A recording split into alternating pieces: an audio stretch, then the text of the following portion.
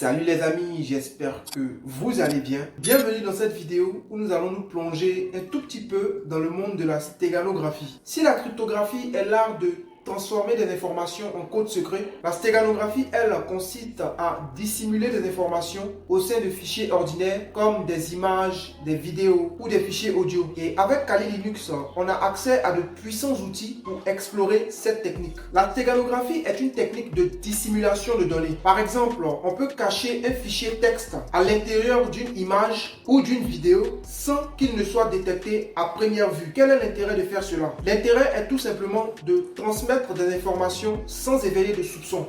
Aujourd'hui, nous allons explorer comment cacher un message dans une image. Kali Linux est équipé de plusieurs outils de stéganographie. Voici les plus populaires. StegHide. StegHide permet de cacher des informations dans des fichiers d'images ou d'audio comme les formats JPEG ou WAV. L'outil est très simple d'utilisation et puissant. Outguess. Outguess est un outil qui permet de cacher des messages dans des fichiers d'images. Il est connu pour sa capacité à minimiser la détection. ExifTool. ExifTool n'est pas strictement un outil de stéganographie, mais il permet de visualiser et de modifier les métadonnées des fichiers. Cela peut être utile pour détecter ou cacher des informations. Maintenant que nous avons cité quelques outils utilisés sur Kali pour la stéganographie, passons maintenant à la pratique avec StegHide, un des outils les plus utilisés pour la stéganographie. Eh bien, nous voilà sur notre distribution Kali Linux. StegHide est disponible sur les dépôts officiels du système et donc vous pourrez l'installer depuis la commande apt-get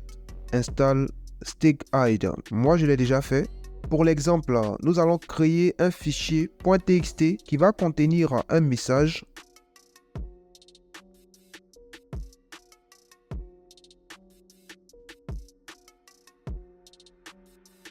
Voilà le fichier.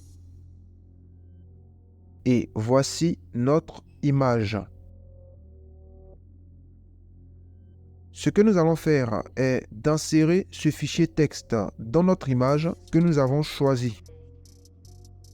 On va taper la commande steghide-help. On voit que StegHide nous propose plusieurs options.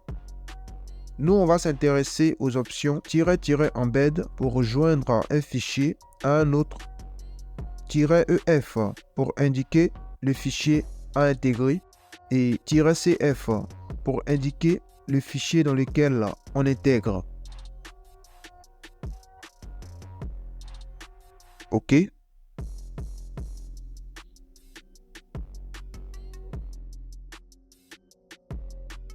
Eh bien, ici, text.txt, c'est notre fichier texte qui contient le message caché et image.jpg est l'image que nous avons choisie et qui va héberger en son sein notre fichier texte, donc qui va contenir le message caché. On nous demande d'ajouter un mot de passe qui sera utilisé pour extraire le message caché de l'image. Par exemple, si nous transférons cette image à une autre personne et que nous souhaitons que cette personne puisse extraire le message caché dans l'image, nous lui donnerons le password et avec ça, en utilisant l'outil StegHide ou un autre outil similaire, la personne pourra extraire le message caché dans l'image. On va le saisir.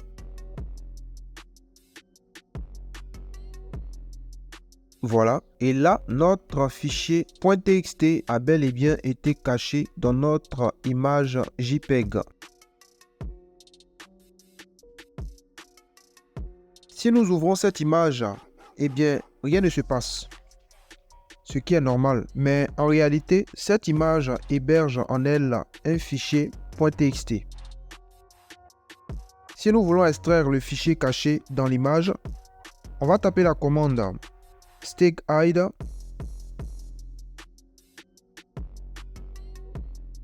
-extract -sf pour indiquer notre image qui contient le message caché. On entre le mot de passe.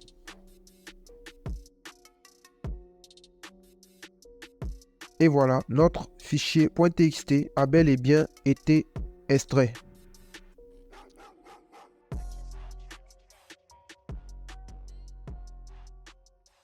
Le voilà.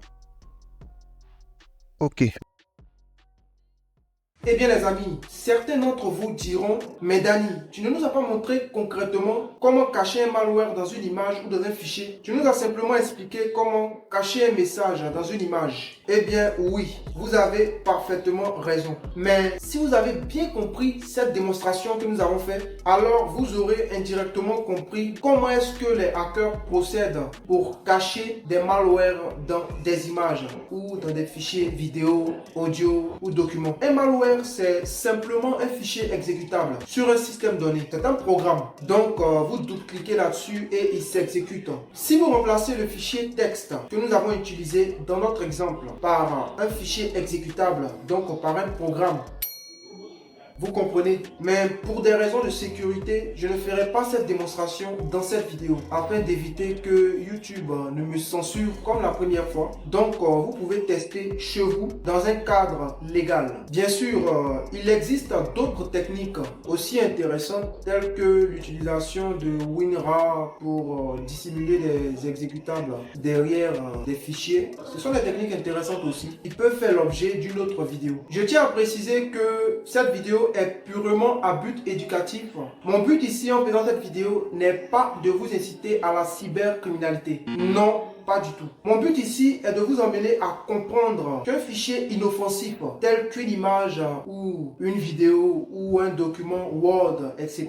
peut en réalité héberger quelque chose de très dangereux, quelque chose de malicieux. Et donc, faites très attention à vous. Ayez toujours votre logiciel anti-malware, antivirus à jour et activé. N'ouvrez jamais un fichier dont vous ne connaissez pas l'origine. Du moins, faites très attention. Eh bien les amis, j'espère que cette vidéo vous a été utile. Si c'est bien le cas, alors n'hésitez pas à me mettre un pouce bleu, à vous abonner à ma chaîne afin de faire grandir la communauté et à partager mes vidéos massivement avec vos amis, vos connaissances, votre entourage. Avec l'équipe, nous sommes en train de travailler actuellement sur un gros projet qui concerne la chaîne. Ce projet, c'est tout simplement une formation pratique concernant le pen testing de réseau Wi-Fi. Dans cette formation, j'explique tout ce que vous devez savoir sur le hacking de Wi-Fi. Toutes les informations pratiques pour pentester de A à Z un réseau Wi-Fi local, d'entreprise, etc.